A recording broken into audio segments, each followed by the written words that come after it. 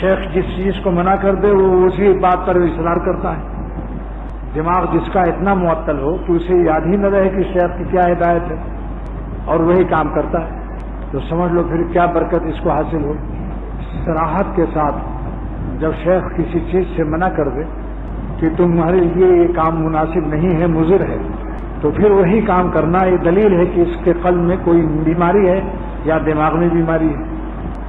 خاص کر کبر کا ایک شعبہ ہے، یہ بظاہر بہت عاشق ہے مگر اپنی رائے تو فنا نہیں کرتا. تو کبر کا شعبہ ہے کہ جو میں سمجھتا ہوں یہ صحیح ہے، شیخ کو ایسے ہی ہمارے بارے میں خواہ وسوسہ و گمان آتا ہے، میں تو اچھا ہوں، مجھے یہ پرہیز ضروری نہیں ہے. شیخ نے غلطی سے یہ پرہیز میرے لیے کر دیا. اب میں اپنے کو پاک و صاف سمجھتا ہے. یاد رکھو، جو اپنے کو پاک و صاف سمجھتا ہے اور شیخ کے مشورے پر عمل نہیں کرتا، وہ اللہ تعالیٰ تک اس کی رسائی بہت مشکل ہے بلکہ ناممکن ہے.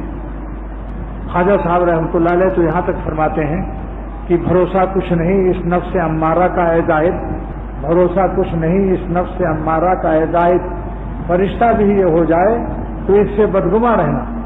اگر کسی کا نفس فرشتہ بھی ہو جائے تو بدگمان رہو، کہ جائے کہ جو پرہیز بتایا جائے اس کے خلاف بد پرہیزی کرے اور اسے احساس تک نہ ہو. افسوس ہے اور رونے کا مقام ہے، نہیں بتاؤ.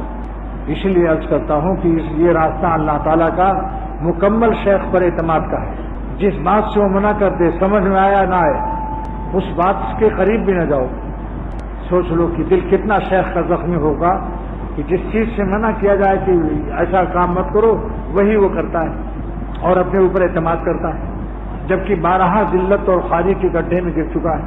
جن صحبتوں سے شیخ منع کرے کہ ان ایسے لوگوں سے بچو، ان سے احتیاط رکھو، پیر ویر مت دبواؤ، اور وہ شخص ایسے ہی لوگوں سے پیر دبواتا ہو کم سے کم اس کو اجازت لینا چاہیے کہ کیا میں ایسے شخص سے پیر دبوا سکتا ہوں. کہ دلا ورست دزدے، کس قدر دلیر چور ہے وہ کہ بکف چراغ دارت کے ہاتھ میں چراغ بھی رکھتا ہے، یعنی اسپتال میں بد پرہیزی کرتا ہے. خانقاہوں کے اندر اگر کوئی بد پرہیزی کرتے تو کیا حال ہوگا.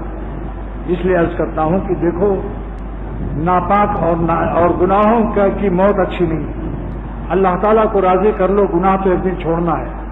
جان دے دو مگر گناہ کے قریب بھی نہ جاؤ. شیخ جن باتوں سے منع کر دے، درد ہوتا ہے کسی کو یا کسی کی کوئی اور تکلیف ہے، جان دے دو لیکن شیخ کی نافرمانی مت کرو.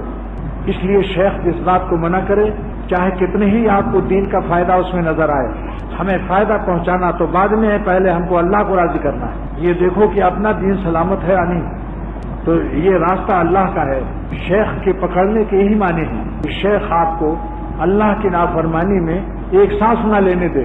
شیخ کے فرائض و ذمہ داری میں ہے نہ خود اپنی سانس لے نہ دوسرے مریدوں کو سانس لینے دے.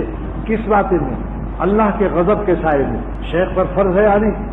اگر کوئی آپ کا دشمن ہو اور آپ کا دوست اس کے ساتھ دوستی رکھتا ہے تو آپ سمجھتے ہیں تم خطرناک آدمی. اللہ کے نافرمانوں کو پالنا اپنے گرد و پیش دیدہ و دانستہ حرام ہے، جائز نہیں. کتنے ہی مقرب ہو نکال کے باہر کرو. اور جس کو اپنے منمانی زندگی گزارنی ہے شیخ مت کرو، آرام سے رہو. کیوں شیخ کرتے ہو؟ شیخ کرنے کے تو معنی ہی کہ ہم کو تقوی والی زندگی اور شیخ ہماری رہنمائی کر دے. وہ آپ کا دشمن نہیں ہے، شیخ آپ کا دشمن نہیں ہے، اس سے بڑا دنیا میں کوئی دوست نہیں ہے. وہ تو یہی چاہتا ہے کہ میری اور میرے سب دوستوں کی زندگی اللہ تعالیٰ کی مرضی پر فدا ہو اور ایک سانس بھی ہم کوئی بدپرہیزی نہ کریں جس سے مستقبل میں دور تک دیکھتا ہے. شیخ دور تک دیکھتا ہے کہ آج یہ حالت ہے اور 1 سال کے بعد کیا ہوگا اور 10 سال کے بعد کیا ہوگا. اس کی نظر بہت دور تک اللہ تعالیٰ اپنی رحمت سے پہنچا دیتے ہیں. میں سمجھتا ہوں کہ اس سے بدترین کوئی مثال نہیں ہو سکتی کہ شیخ صراحت سے کہہ رہا ہو پھر بھی وہ اس کی نافرمانی کرتا ہے. اسے ایسے شخص کو خانقاہ چھوڑ کر بھاگ جانا چاہیے. اسپتال کے اندر بد پرہیزی، بتاؤ کس قدر بڑا مجرم ہے وہ شخص. سلوک کا حاصل تقویٰ ہے، یاد رکھو. اگر پیر پکڑنے کے بعد تقویٰ کا اہتمام نہیں ہے، نظر کی حفاظت نہیں کرنا مقصود ہے، تو دوستو یہ عرض کر رہا ہوں کہ سلوک و تصوف اور آپ کا میرا یہ خانقاہی رابطہ صرف اللہ کے لیے ہے. اگر اللہ کو حاصل کرنا نہیں تو واللہ ایک سیکنڈ بھی مت رہے کوئی خانقاہ. یا تو طے کر لو کہ ہمیں یا تو جان دینی ہے یا اللہ کو حاصل کرنا ہے. من علم رکنو بصحرا می زنم، میدان میں جھنڈا گاڑ دو، اعلان کر دو یا سر اندازی ہو یا روئے صنم، یا تو جان دے دوں گا یا اللہ کو حاصل کر لوں گا۔ گناہ نہ کر، جو ہدایات ہیں کتنے ہی شیخ ہے بھول جا رہے ہیں، یہ کیا بات ہے، بھولنا کیا چیز ہے؟ اس لیے عرض کرتا ہوں کہ جب اللہ کے لیے کسی پیر مرشد کا دامن پکڑا تو یہ ارادہ کرو کہ آج سے کہیں نظر خراب نہیں کریں گے۔ یہ کیا ہے کہ شیخ بار بار کہے کہ بھائی غصہ مت کیا کرو، آواز میں سختی مت لاؤ، چہرے پر تغیر مت لاؤ، ٹچ مت کرو، مگر کچھ نہیں، اپنے نفس کے جذبات اور تابع غلام جو کیفیت آئی بس فوراً اس کے چہرے سے متغیر۔ اس کا علاج تو صرف تھا ایسے موذیوں کو نکال دو خانقاہ سے، صرف یہ واحد علاج ہے، لیکن کیا کروں، نباہ کرتا ہوں، برداشت کرتا ہوں۔ یہی کہتا ہوں کاش کی شیخ کو راحت رسانی کرنے والے اللہ تعالیٰ بھیجتے اپنی رحمت سے۔ شیخ کا حق معمولی نہیں ہے۔ مفتی محمد حسن امرتسری رحمۃ اللہ علیہ فرماتے ہیں کہ 1000 سال اگر میں سجدے میں سر رکھوں، 1000 سال سجدے میں پڑا رہوں، اور اے حکیم الامت آپ مجھے ایک دفعہ اپنے کو دکھا دیں تو اس کا شکر ادا نہیں ہو سکتا۔ شیخ معمولی نعمت ہے، اس کے ہر ناز اٹھانے کے لیے فرض کر لو کہ دنیاوی کوئی محبت ہو جائے اور آپ اس سے رشتہ چاہتے ہو، ہر ناز اٹھانے کے لیے تیار، یہ اللہ کا رشتہ اٹھانے کے لیے شیخ کیا جاتا ہے۔ سوچو مولا جتنا قیمتی ہے، مولا کے راستے کا راہبر بھی اتنا ہی قیمتی ہوتا ہے۔ جتنی منزل قیمتی ہوتی ہے، منزل کا بتانے والا وہ بھی قیمتی ہوتا ہے۔ اگر بھنگی کا راستہ آپ کو معلوم کرنا ہے تو بھنگی کے گھر کا راستہ بتانے والا بھی اس کی قیمت زیادہ نہیں ہوتی، لیکن بادشاہ کا راستہ گھر کا بتانے والا قیمتی ہوتا ہے یا نہیں؟ تو شیخ اللہ کا راستہ بتاتا ہے، اس کے دل میں کتنی عظمت اور کتنی قیمت ہونی چاہیے۔ اللہ تعالیٰ نے قرآن پاک میں نازل فرمایا توقروہ، اے صحابہ میرے نبی کی عزت کرو، عظمت کرو۔ حضرت تھانوی رحمۃ اللہ علیہ تفسیر بیان القرآن میں اس آیت کو لکھ کر مسئلہ بیان کرتے ہیں کہ ہر آدمی کو اپنے شیخ کی عزت اور توقیر کرنا اسی آیت سے ثابت ہے، کیونکہ شیخ نائب رسول ہے۔ توقروہ خالی محبت کافی نہیں، بعض لوگوں میں محبت ہے، عزت و توقیر و عظمت نہیں ہے، اور جو بغیر توقیر و عظمت کے ہیں محروم رہیں گے۔ محبت میں جب اپنی طبیعت کے موافق کوئی بات ہوئی، ٹھیک ہے، طبیعت کا غلبہ ہوا، کچھ نہیں، اپنا کام کرو بس، شیخ بڑبڑاتا رہے، کچھ بھی کرتا۔